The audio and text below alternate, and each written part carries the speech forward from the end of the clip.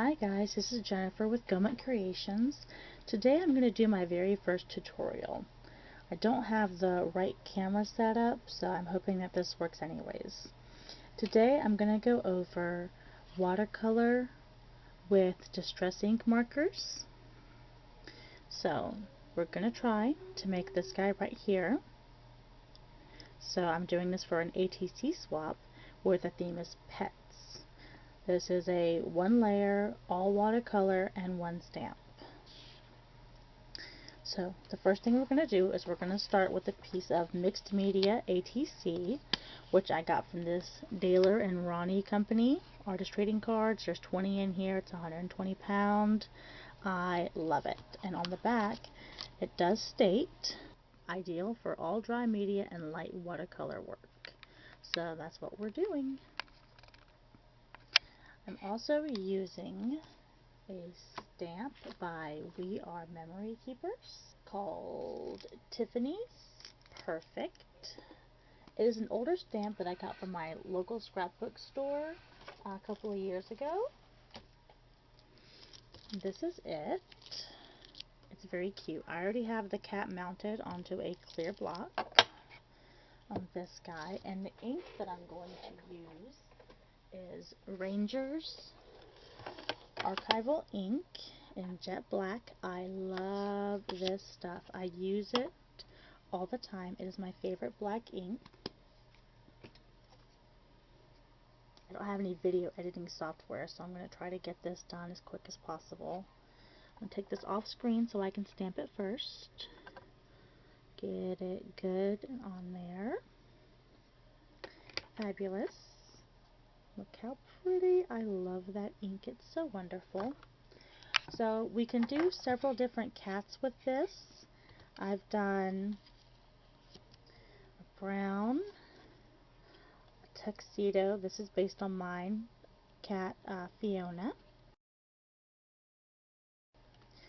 I've done an orange tabby. I've done a gray.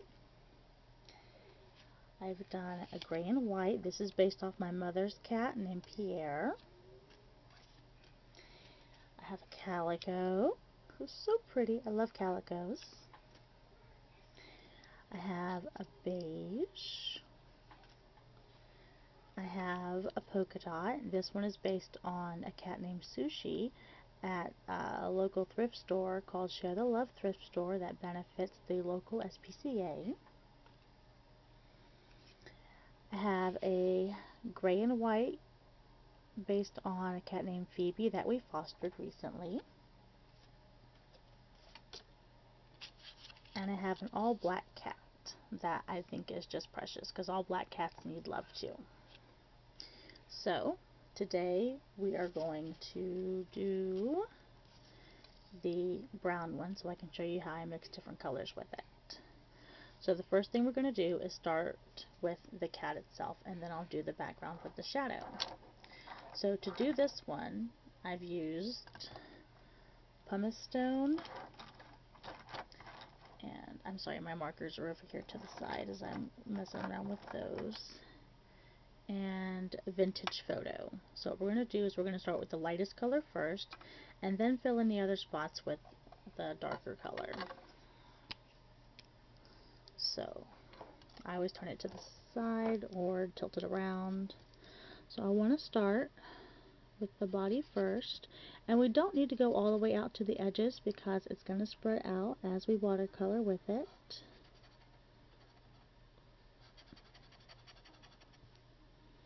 And we're going to do the tail. And we're going to save the face until we're done so I don't have a lot of dry marks up there, so I don't have to add a lot of water. Today's brush I'm using is this one. It's out of a set that I picked up at one of my local big box stores. So I'm going to get it just barely wet. And then I'm going to start just working from the edge and kind of working my way in. And this idea is based off of a video I saw by the W+9 channel, because I knew that I had seen watercolor with distress markers somewhere and I couldn't find it. So I searched on YouTube for that, and I found one and I really liked it, but I wanted to kind of add my own spin on things, which is why I'm going to do this tutorial today, which happens to be my very first tutorial.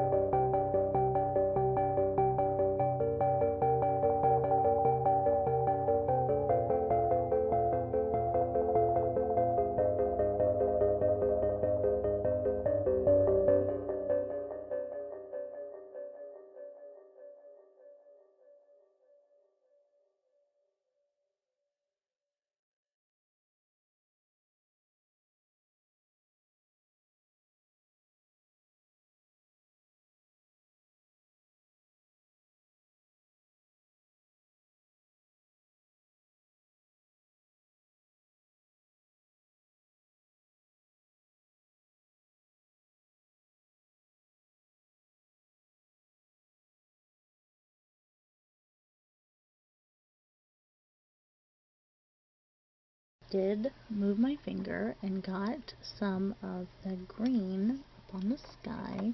So I'm going to dry my paintbrush off and try to pull some of that green out. It's kind of working, but what I can also do is I can go back in with my tumbled glass, just kind of go over that lightly. Wet my brush again just a little bit, and then just come through, kind of make it work.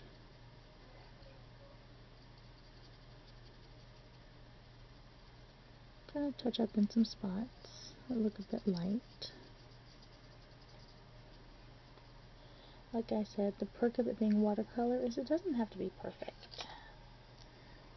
So I'm going to dry my paintbrush off again so I can change colors. Here, now it is a bit wet there.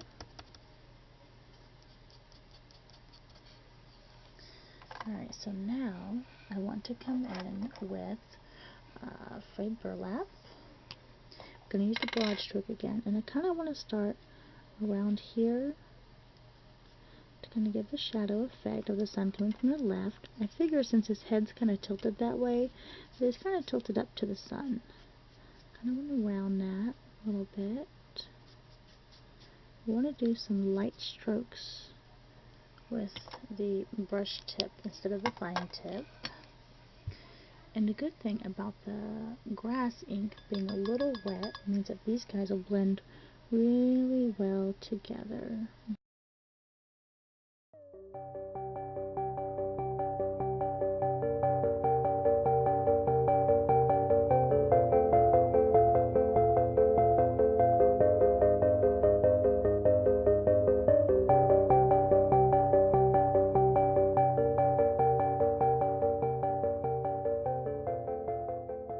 There you have it. We have our cat ATC using just our archival ink and Distress Ink watercolors. All colors used